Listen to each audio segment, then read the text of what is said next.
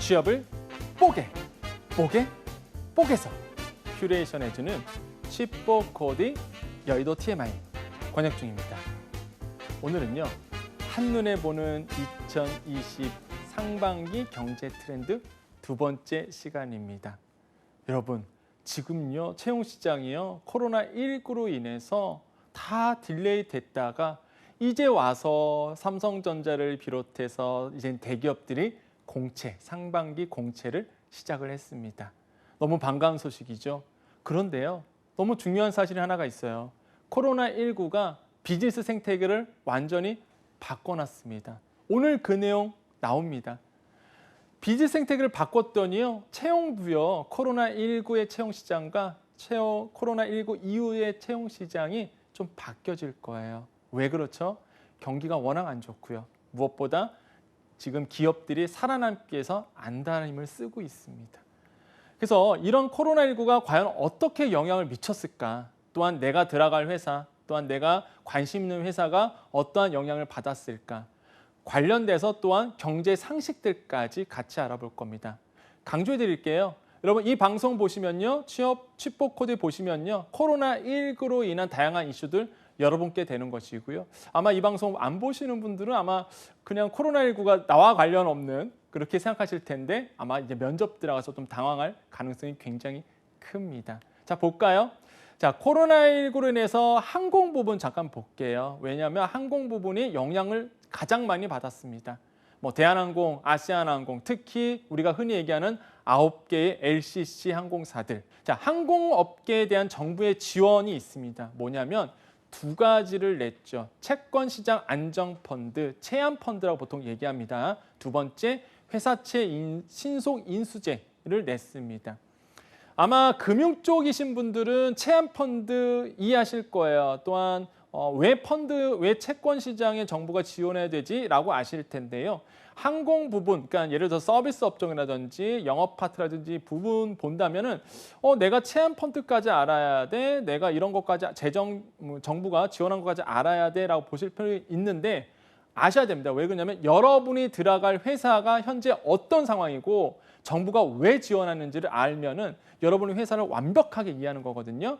자, 채안 펀드 뭐냐면요, 채권 시장 안정 펀드입니다. 정부가요 10조 플러스 10조 했어요. 많이 지원합니다. 그래서 회사채라든지 우량격 단기 어음, CP가 뭐냐면 기업에서 회사채를 발행해서 단기적으로 어음 발행해서 돈을 좀 확보합니다. CP, 금융채 이런 거에 투자를 하기로 했습니다. 회사채 신속 인수 제도는 뭐냐면 정부가 직접적으로 항공사 도와줄게라고 보는 거예요. 회사채를 뭐냐면요, 인수를 해줍니다. 채권 시장에 들어가서 채권을 사죠. 그렇게 되면 뭐냐면은 기업 입장에서, 항공 쪽 입장에서는요, 이제 한숨이 돌리는 겁니다. 이거를 내가 실제적으로 회사채 발행하면 누군가 받아주니까, 정부가 받아주는 거죠, 사실. 정부가 받아주니까 유동자금을 좀 확보할 수가 있는 부분이 있겠죠. 그래서 이러한 부분에서 항공업계가 실질적인 어떤 유동성 지원을 반기고 있는데 왜 이렇게 급하냐, 이게 중요한 거예요, 사실. 그 전까지는 이제는 금융 공부하시는 분들은 꼭 알아야 되는 사실이고, 이제는 항공권의 서비스 업종이라든지 기본적으로 캐리어라든지 기본적으로 이렇게 다양한 다른 업종들 보실 때 왜 항공업계, 여러분이 들어갈 회사가 지금 왜 어려울까, 왜 급할까를 보셔야 되겠죠. 대한항공 같은 경우에는 2020년 4월에 2,400억 원의 회사채 만기가 돌아오고요. 또 한 가지 올해만 하더라도 여기는 없는데 한 5천억 원 정도의 회사채 만기가 돌아옵니다. 또 한 가지 대한항공이 올해에 회사채 플러스 상환해야 될 빚이 무려 수조예요, 수조. 한 4조 정도 되거든요. 많습니다, 여러분. 적지 않은 사실 빚이에요. 그러다 보니까 어려운 상태로 있는데 그전까지 사실 대한항공이나 아시아나항공은요, ABS라는 걸 통해서 유동화를 확보했습니다. ABS가 뭐냐면요, 자산 유동화 증권이라고 보통 얘기를 해요. 나오죠. 자산 유동화 증권 나오는데 뭐냐면 회사가요, 부동산을 비롯해서 자산을 담보로 삼아서 빚을 내는 거예요. 한마디로 채권을 발행합니다. 그러면 뭐예요? 채권을 발행한다는 얘기는 뭐예요? 회사채를 발행한다는 얘기는 뭘까요? 그렇죠. 그거를 담보로 해서 채권을 넘기고 돈을 빌려오는 거겠죠. 돈을 빌려주는 입장에서는 리스크가 없어요. 왜 그러냐면 담보를 잡았기 때문에. 그렇기 때문에 사실 위험이 없기 때문에 사실 ABS를 발행하게 되면 거의 대부분 받아주는데, 근데 항공사는 기본적으로 어떤 담보가 있냐면 여기에 나옵니다. 항공운임 채권 ABS라는 게 있습니다. 여러분 꼭 아셔야 됩니다. 여러분이 들어갈 회사예요. 비행사입니다. 항공사예요. 거기에는 미래의 매출 채권이라는 게 있는데 그게 뭐냐면 티켓이에요. 앞으로 매출이 일어날 티켓들, 비행기 표죠. 이런 항공사라 보면 항공기, 비행기 티켓 판매로 거둬들일 미래의 매출을 기초로 자산으로 해서 유동화 증권을 발행합니다. 이게 뭐냐면 항공운임 채권 ABS라고 얘기해요. 이거를 발행해서 사실 유동성을 항공사들이 갖고 왔단 말이죠. 근데 이게 한계가 있어요. 한계가 있다 보니까 어려워지는 겁니다. 좀 이해가 되세요? 여러분이 들어갈 회사들이 이렇게 미래에 판매할 티켓을 담보 잡아서 빚을 빌려왔다. 근데 그게 지금 조금 더 어려워지고 있다. 워낙 경기가 안 좋다 보니까. 자, 여기 나옵니다. 운임채권 회수율이 하락을 하기 시작합니다. 한 40에서 70% 하락을 했는데 그 뜻은 뭐냐면 지금 아시겠지만 코로나19로 인해서 전 세계가 멈췄죠. 전 세계가 멈췄다는 얘기는 뭘까요? 사람들의 왕래 이동을 안 합니다. 비행기가 뜨질 않습니다. 특히 기본적으로 비행기가 뜨지 않으면 우리가 보통 항공권에 봤을 때에 뭐라 할까요? 화물 운송도 우리가 좀 볼 필요가 있거든요. 사람이 안 가지만 화물은 옮겨 다니잖아요. 그런데 과거 같은 경우에는 예를 들어서 중국과의 우리나라의 문제였다면 사람이 왕래 안 하죠. 문제가 있어요. 사람이 왕래 안 하니까 당연히 비행기 값은 떨어지겠죠. 하지만 화물 운송은 영향이 없었습니다. 그런데요, 코로나19는요, 이 화물 운송까지 영향을 주다 보니까 더더욱 어려워진 거예요. 미래의 매출 채권의 값어치가 떨어집니다. 니네 이거 팔아봤자 어차피 돈 안 되잖아. 너 어차피 지금 어렵잖아. 나중에 정말 되겠어? 인기가 없어요. 그러다 보니까 뭐예요? ABS 자산 추가 신탁을 요청합니다. 아니면은 조기 상환을 요구해요. ABS 만기일이 돌아오잖아요. 그럼 뭐가 되나요? 야, 빨리 갚어. 더 이상 연장 안 해줄래? 빨리 갚어. 이러는 거죠. 그럼 뭐가 되겠어요? 갚아야 돼요. 자금난이 빠져버립니다. 항공사 자금난 빠지죠. 항공사 위기가 오죠. 이게 뭐야? 또 금융권 전체적으로 위기가 오는 이런 프로세스로 가기 때문에 아까 말씀드렸죠. 정부가 두 가지 지원 정책을 갖고 온 겁니다. 이렇게 좀 이해가 되시나요? 여러분이 항공사 지금 그런 상태로 있다. 이거는 뭐 ABS 규모 넘어가고요. 자, 실제 여러분 또 한 가지 우리가 항공사 봤을 때에 이제 대한항공, 아시아나항공, FSC 같은 경우에 한번 볼게요.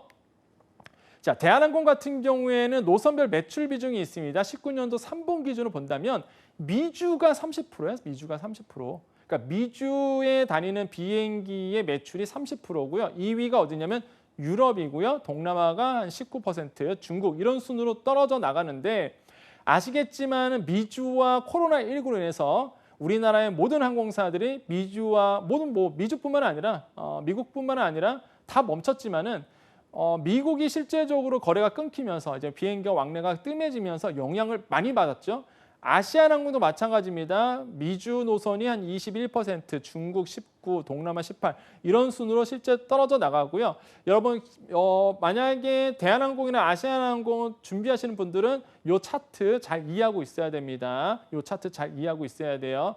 미주가 높기 때문에 사실 아시겠지만 이미 준비하신 분들은 아시겠지만 미주 노선 같은 경우 미주 노선을 굉장히 중요하게 여기는 거 아시죠? 스케줄표도 그렇고요. 그래서 이런 부분이 매출이 가장 높기 때문에 그렇다라고 보시면 되겠고요.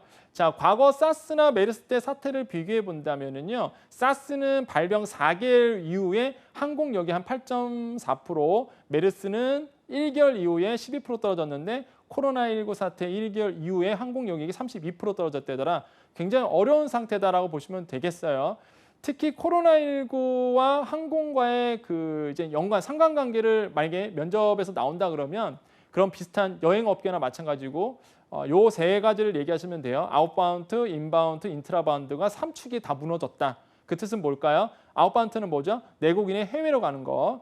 인바운드는 뭐예요? 외국인이 우리나라 들어오는 거. 인트라바운드는 뭐야? 내국인이 내국 여행 가는 거. 이게 세 가지가 완전히 코로나19 때 무너져 내렸죠. 그래서 항공이나 여행업계 완전히 생태계가 비즈니스 생태계가 무너진 상태다. 그래서 딱 요 세 가지, 그러니까 아웃바운드, 인바운드, 인트라바운드가 삼축이 완전히 무너진 상태였습니다. 그렇기 때문에 저는요 이런 아웃바운드에 대해서 매출을 올릴 마케팅을 통해서 이러한 마케팅을 통해서 아웃바운드를 매출을 놀릴 어떤 아이디어를 가지고 있습니다. 아니면 반대로 인트라바운드도 사실 무시 못할 부분이기 때문에 내국인 여행, 특히 우리나라에서 제주도 가는 이러한 어떤 제주 여행권이라든지 이런 내국인의 국내 여행 비중에 대해서도 고려해 볼 만합니다. 뭐 이렇게 접근할 수가 있겠죠. 그래서 일단 세 개 축이 코로나19 때 무너졌다는 사실 기억하시면 되겠고요. 특히 이제 제주항공 지원하신 분들 있을 거예요. 제주항공이 이스타항공 인수하기로 했는데 이미 인수를 했죠. 지분 51%를 545억 원에 매입하기로 결정을 했고요. 뭐 워낙 경기가 안 좋다 보니까 좀 깎았습니다, 사실. 150억 원 정도 깎아서 이제는 최종적으로 이제 반영을 시켰는데 그러다 보니까 제주항공이 이제는 LCC 거인 회사가 탄생을 했습니다. 근데 좀 위험합니다, 지금 솔직히 말하면. 그래서 제주항공이 지금 좀 어려운 상황이고 이스타항공 같은 경우는 이제 자본 잠식이 완전 빠져 있기 때문에 이스타항공이 굉장히 어렵죠. 근데 이거를 아무튼 제주항공이 인수를 했어요. 그렇게 되면 어떻게 되냐면 보시면 아시겠지만 어떻게 되나요? 이거 한번 볼까요? 대한항공이 점유율이 봤더니 22% 역시 1위입니다. 아시아나항공이 2위고요. 제주항공이 3위고요. 3위인데 보세요. 이스타항공 3.3%인데 점유율 같이 합치면서 12.6% 됐어요. 아시아나항공과 제주항공과 이스타 합친 거에 보면 어떻게 되나요? 얼마 차이 안 납니다. 예, 얼마 차이가 안 나요. 3위가 되었는데 3위도 2위에 얼마 차이가 안 나는 부분. 하지만 뭐다? 코로나19가 터졌습니다. 지금 어떻게 될지 몰라요. 솔직히 말하면 지금 코로나19 터진 이후에 과연 이 인수가 잘한 결정인지 못한 결정인지 시장이 워낙 변동성이 커졌기 때문에 어떻게 될지 모릅니다. 그래서 제주항공도 사실 저희 쪽에서 봤을 때, 경제 쪽에서 봤을 때는 좀 리스크가 있다라고 보는데요. 일단은 돌아가는 거는 여러분 아셔야 되잖아요. 그게 너무 제가 팩트죠. 여러분 뭐 취업 보는데 여러분 제주항공 딱 들어가려고 마음 잡았는데 그래? 좀 더 알아봐야지 이럴 수도 있겠는데 사실 제가 경제평론을 하다 보니까 약간 이제 팩트 중심으로 가고 있는 겁니다. 그래서 코로나19 이전의 채용시장과 이후의 채용시장이 바뀐다니까요. 여러분이 준비했던 기업이 갑자기 하루아침에 딱 눈뜨기 일어났더니 사라질 수도 있어요. 정말로 그럴 가능성이 있기 때문에 말씀드린 겁니다. 그러면 완전히 멘붕 빠지는 거죠. 준비 다 해놨는데 내가 준비 다 해놨는데 다른 기업을 빨리 알아봐야 되고 다른 또 채용시장 알아봐야 되는 그래서 굉장히 많이 변동성이 채용시장도 사실 커졌어요. 그래서 이런 부분 꼭 아셔야 되겠고 자 우리나라 LCC 아시나요? 라는 질문들이죠. 우리나라 LCC 몇 개인가요? 혹시 알고 계세요? 여러분 항공권 준비하신 분들? 자 보겠습니다. 중국은 몇 개일까요? 중국은 7개입니다. 우리나라 LCC 몇 개예요? 9개입니다. 9개. LCC 9개예요. 근데 중국이 7개라니까요. 그 다음에 미국이 몇 개일까요? 9개. 우리나라랑 똑같습니다. LCC 저가항공사가 우리나라 LCC 숫자랑 똑같아요. 미국이 그 큰 대륙이. 일본이 8개고요. 독일이 5개, 프랑스가 1개, 태국이 6개, 호주가 3개입니다. 여러분 이 정도는 여러분 항공권 준비하신 분들은 좀 아셔야 돼요. 특히 이제 LCC 쪽으로 관심 있으신 분들은 더더욱 이제는 아셔야 되겠는데 실제 이렇게 우리가 좀 알 수 있는데 LCC 굉장히 위험합니다. 지금 시장에서는 LCC 중에서 한 2곳 정도는 어려워지지 않을까 이렇게 조심스럽게 예측을 하고 있는데 일단은 뭐 지금 LCC가 너무 많아요. 그래서 만약에 여러분께서 이 LCC 채용 시장으로 간다 그러면 물어볼 질문들이 뭐가 있냐면 그럼 LCC에 관해서 그러니까 생존 전략에 대해서 100% 이제 물어볼 거란 말이죠. 그러면 이러한 부분도 잘 알고 있어야 되겠다. 현황도. 그래서 사실 몇 군데 기업이 도태되는 만약에 시장에서 나가게 되는 이런 현상이 일어난다면 사실 오히려 여러분 입장에서는 좋은 겁니다. 왜냐하면 더더욱 다른 LCC 기업이 살아날 가능성이 크고 재무적 리스크가 좀 줄어드는 모습이 있기 때문에 경쟁이 사실 너무 치열하죠. 지금 항공 입장에서 LCC 중심으로. 그래서 굳이 9개까지는 필요 없는데 9개다 보니까 굉장히 어려운 상황이고 채용도 마찬가지입니다. 들어갔다가 회사가 망해버리면 안 되잖아요. 그거만큼 황당할 데가 없거든요, 사실. 그렇기 때문에 아예 처음부터 이러한 그러니까 이러한 프로세스, 그다음에 이러한 메커니즘, 그다음에 이렇게 돌아가는 상황들 잘 알고 있으면 되겠습니다. 그래서 이런 부분을 잘 알아두시고요. 이제 여러분 이거 보시면 아시겠지만은 9개의 어떤 LCC가 있는지 보셔야 되겠죠. 제주항공 있고 진에어 있고 기본적으로 아시죠? 이번에 신규가 들어온 게 이미 들어왔지만 플라이 강원이라든지 뭐 에어로케이 항공이라든지 이렇게 에어로케이 항공이라든지 이렇게 보시면 좀 되겠는데 회사를 잘 선택하시라고 제가 말씀을 드려요. 방송에서는 너무 이렇게 뎁스 있게 말씀을 못 드려서 그러지만 다시 한번 제가 심각하게 얼굴 심각하잖아요. 그래서 잘 선택하시고 회사를 채용 시장을 준비하시는 게 좋다.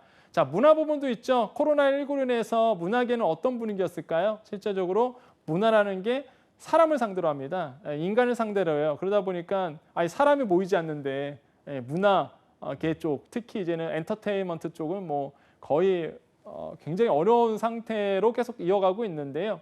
재밌는 거는 이런 어떤 근거치는 여러분 면접 가서 얘기하면 굉장히 좋아요. 어떤 거냐면 외국인들에게 인기가 높은 한류가 큰 영향을 주고 있는데 우리나라에 대한 우리나라에 대한 국가 이미지에 가장 큰 영향을 미쳤던 게 뭐냐라고 실제 그 이제 설문조사를 해봤는데 외국 사람들한테 그게 바로 대중문화였다. 자, 볼까요? 문화체육관광부가 해외문화 홍보원과 같이 해서 16개국 8,000명 대상으로 해갔고요. 19년도 7월 18일부터 8월 22일까지 뭘 했냐면은 2019년도 대한민국 국가 이미지 조사를 했습니다. 이거를 발표를 했는데 외국인들이 우리나라의 이미지를 대표했을 때 뭐가 떠올라 했더니 K-팝, 한국 가수들이 가장 많이 떠올랐다. 식품, 그다음에 문화유산 이런 순으로 이제 보통 긍정적 이미지, 그다음에 우리나라를 떠올렸고요. 실제 또 보면은요, 우리나라의 긍정적 이미지에 영향을 미치는 요소가 뭐니 물어봤더니 대중문화, 역시나 대중문화, 경제 수준, 문화유산 이렇게 됐는데 아마 요거 다시 한번 설문조사하면 마스크 이럴 것 같아요. 마스크. 우리나라의 마스크. 그래서 굉장히 다른 데 같은 경우는 사재기도 하고 이럴 텐데 우리나라는 정말로 국민성이 굉장히 높아졌죠. 그래서 이런 부분이 굉장히 해외에서 호평을 받고 있는데 뭐 이건 여담이고요. 아무튼 실제적으로 팩트는 대중문화였습니다. 그러니까 대중문화가 한류가 우리나라의 경제에 미치는 영향은 굉장히 크다. 이 정도로 영향을 미치고 있습니다. 특히 이제 마이스 산업도 꼭 보셔야 되겠습니다. 마이스 산업은 뭐예요? 여기 나오죠? 기본적으로 연간 이게 한 6조 원에 달해요. 뭐 컨벤션이라든지 전시 산업 같은 게, 특히 마이스 산업 같은 게.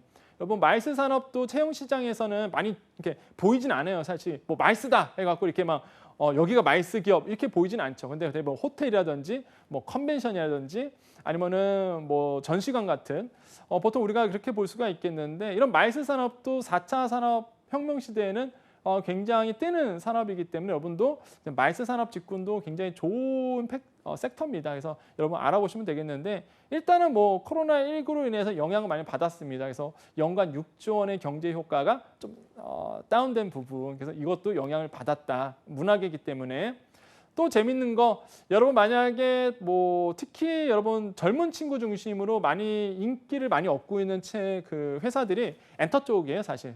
근데 뭐 저도 지금 많이 만나보지만 엔터분들 뭐 울상입니다, 울상. 뭐 연예인들 공연이 그러니까 행사가 다 없어져 갖고 연예인들이 갈 데가 없거든요. 그러니까 고정비는 계속 들어가고 관리비는 들어가는데 매출이 없다 보니까 굉장히 힘든 상태인데 일단은 어찌됐든 간에 코로나19가 문화계에 영향을 미치는데 K-팝이 정말로 경제적 효과가 크다 그랬잖아요.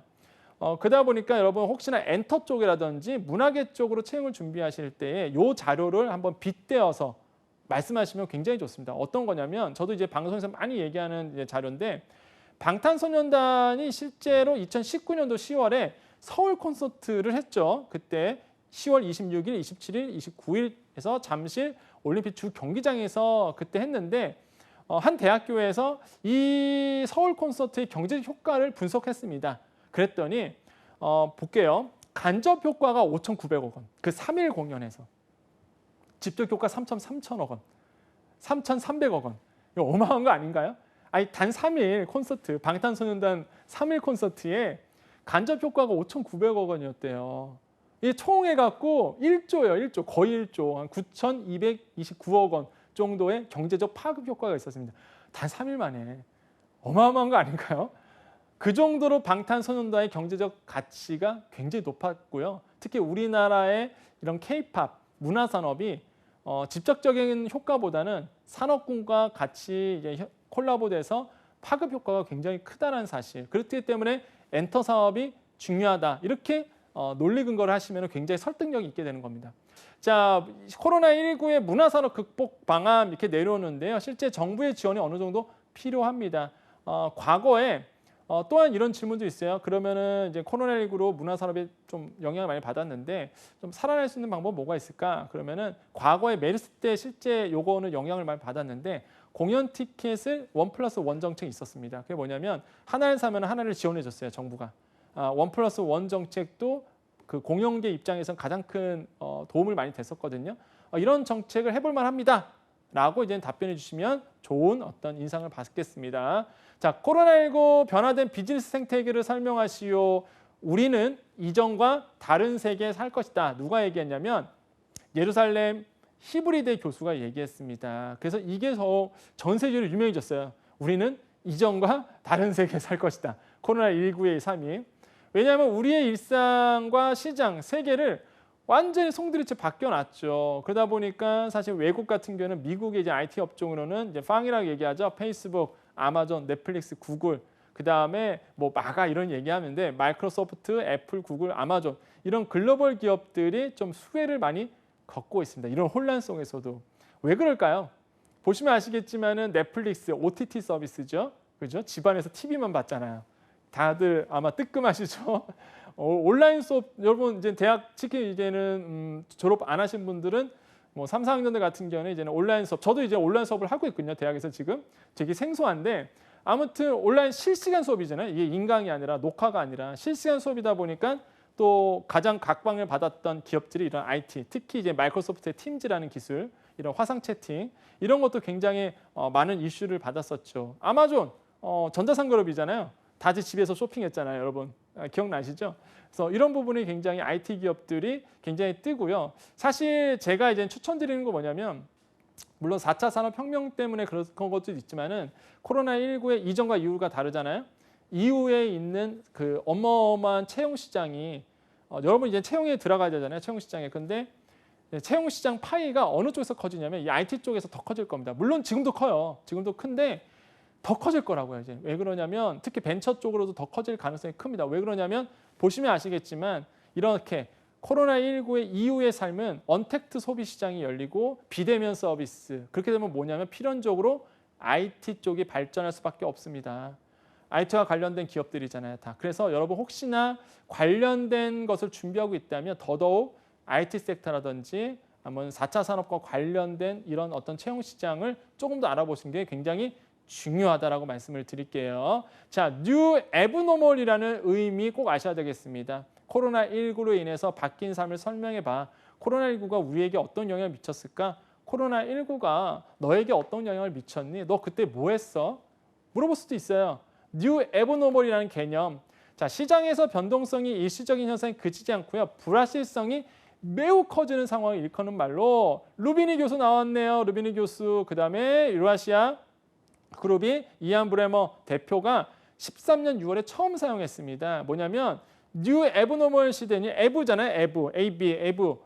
뉴 애브노멀 시대에는요. 불황이 지속되는 그런 상황 가운데서 시장의 변동성이 예측 불가능할 정도로 커진다라는 건데 일단은 이걸 알아야 되겠죠. 노멀, 그다음에 뉴노멀이라는 말을 알아야 되는데 2008년도에 아까도 말씀드렸습니다. 금융발 금융위기 이전 시간은 뉴멀, 그러니까 보통 노멀이라는 얘기를 쓰고요.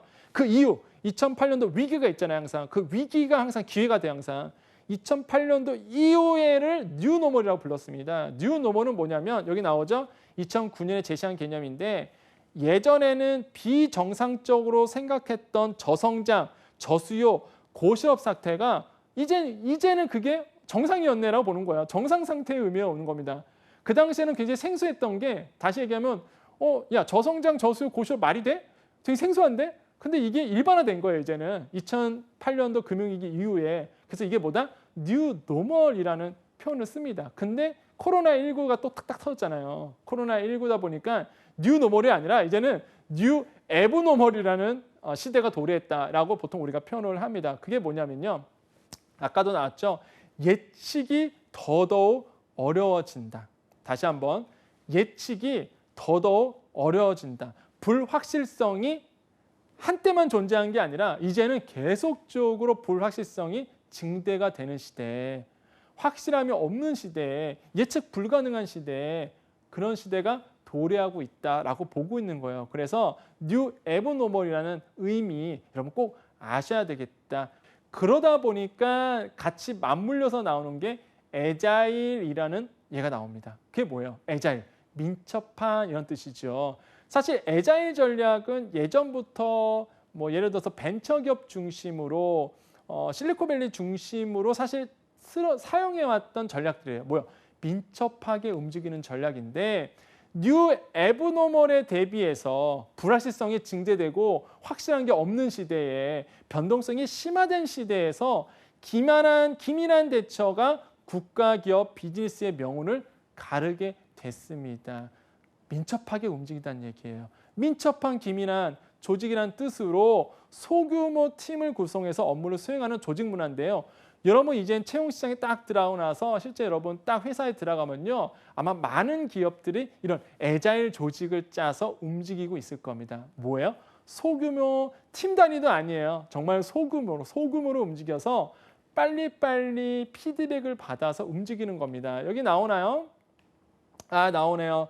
외부의 피드백, 이게 가장 애자일 전략의 핵심이 뭐냐면 외부의 피드백입니다. 외부의 피드백을 뭐예요? 지속적으로 반영하는 거예요. 이게 애자일 전략의 핵심입니다. 단순히 기민하게 움직이고 민첩하게 움직인다는 의미는 뭐냐면 시장에 나의 아이디어와 나의 생각을 또한 빨리 내놓고요. 상품을 내놓고 고객의 외부의 피드백을 받아서 그거를 지속적으로 반영시켜서 더 업데이트하는 이러한 게 바로 애자일이고 대표적인 게 어디였다? 카카오톡이 이런 애자일 전략으로 만들어졌다라고 보시면 되겠습니다. 특히 제가 다시 한번 강조드리지만 꼭 코로나19 이 사태는요. 이제 교과서에 나올 주제입니다. 여러분의 전공 서적에 미래에 가보면 분명히 나올 만한 섹터예요. 그리고 나올 겁니다. 100%. 기록이 돼 거예요. 그만큼 큰 이슈입니다. 그만큼 전 세계적으로 봤을 때 너무 중요한 이슈거든요. 면접 때 안 나올 수가 없어요. 이런 질문들이. 그렇기 때문에 여러분 코로나19의 사태, 그 영향들, 내가 지원하는 회사가 어떤 영향을 받았는지 이거 꼭 알고 있어야지만 여러분 준비를 잘 할 수 있는 겁니다. 다시 한번 강조드려요. 채용 시장이 코로나19로 인해서 이전과 이후로 확실히 분위기가 바뀌어지고 있다는 사실 여러분 최신 정보입니다. 정말 이렇게 발빠르게 여러분께 칩포코디가 알려드리고 있죠. 이런 콘텐츠 어디서 보나요? 칩포코디밖에 없습니다, 여러분. 자, 여기까지 칩포코디 여의도 TMI 권혁준이었습니다. 감사합니다.